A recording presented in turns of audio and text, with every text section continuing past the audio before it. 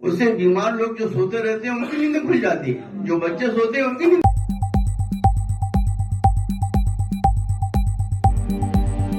उनका अपमान हुआ कल जो हुआ उसके लिए मेरा अपमान किया। किसने किया, कैसे किया? हाँ।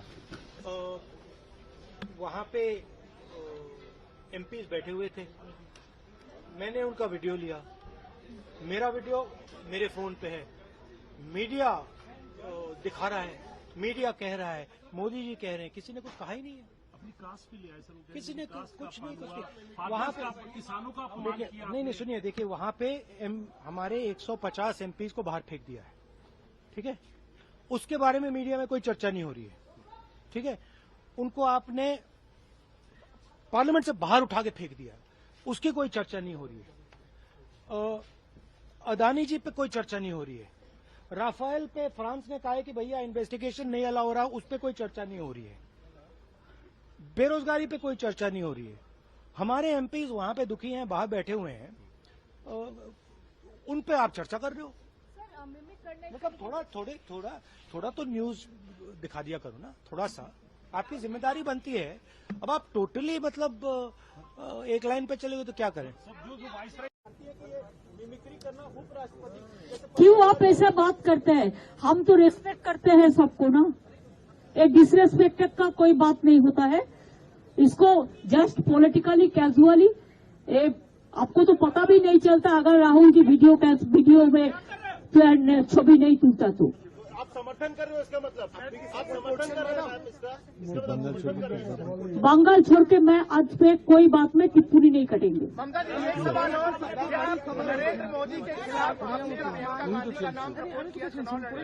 सब बात मैं आपको कहेंगे, जो मेरे को कहना था मैंने कह दिया। प्लीज आप लोग अच्छा रहिए, मेरे को शुभकामना है नए साल के लिए, और मेरी किस्मत मेरी किस्मत। लड़ाई जब लड़ी जा रही थी उस समय यही अंग्रेजों से जुड़ा मात्र संगठन भाजपा का लोकतंत्र का विरोध कर रहा था, आजादी का विरोध कर रहा था। आज वही दृश्य दिख रहा है यहाँ पे, वो लोकतंत्र की हत्या कर रहे हैं, सांसदों को बोलने की इजाजत नहीं दे रहे हैं, उनको पूरी तरीके से सदन की कार्रवाई से बाहर कर रहे हैं। फिर वही पुनरावृत्ति है। इसको समझने के लिए देश के इतिहास में 92 सांसदों को निलंबित कर दिया, इस पर आपका क्या प्रतिक्रिया? इसमें तो यही है कि लोकतंत्र की हत्या है।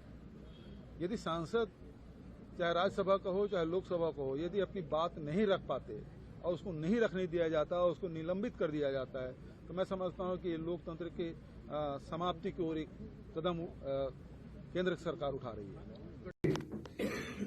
फॉर्मेलिटी से कोई प्रदूषण पैदा होता है, ये एक नहीं मानने वाली बात है। साउंड पोल्यूशन जो आपकी व्हीकल्स पैदा कर रही है, जो आपके ऑटो पैदा कर रहे हैं, जो कारपोरेशन का कचरा उठाने वाली गाड़ी सुबेरे सुबेरे दरवाजे पे पहुंचकर गाना गाती है, उससे बीमार लोग जो सोते रहते हैं उनकी नींद खुल जाती है, जो बच्चे सोते हैं उनकी नींद खुल जाती है।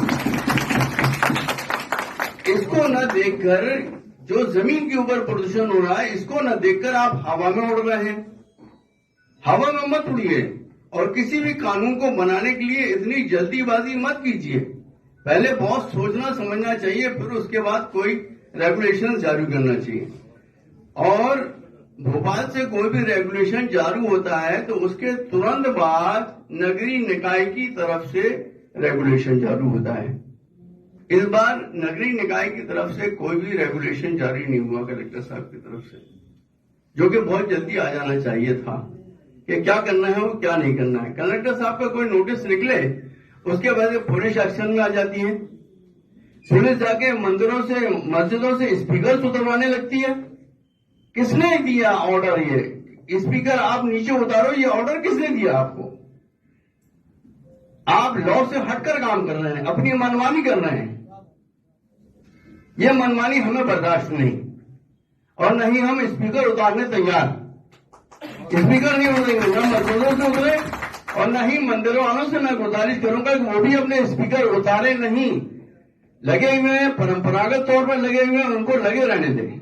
रह गया जो नया कानून आया है डिसेबल डिसाइड करने का, डिसेबल कौन डिसाइड करेगा ये हमें बता दिया जाए। कितना डिसेबल लगना है, हर मशीन में डिसेबल इंडिकेट करने का कोई प्रावधान नहीं। किसी के पास सस्ती मशीनें